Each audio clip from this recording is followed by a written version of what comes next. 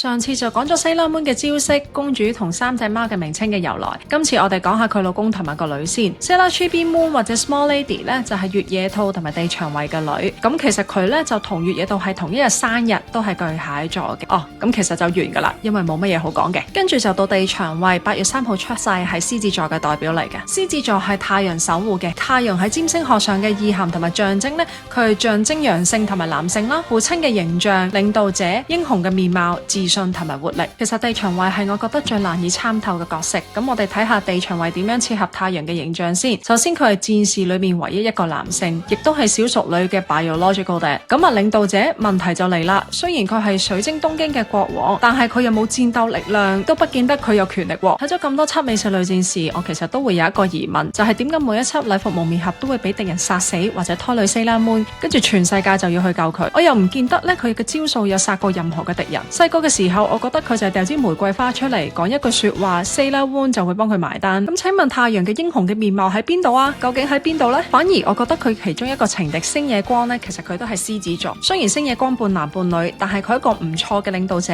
亦都有英雄嘅面貌，反而更加能夠代表太陽。雖然我唔明點解外星人都有一個屬於太陽系嘅生日，但係冇所謂，我中意。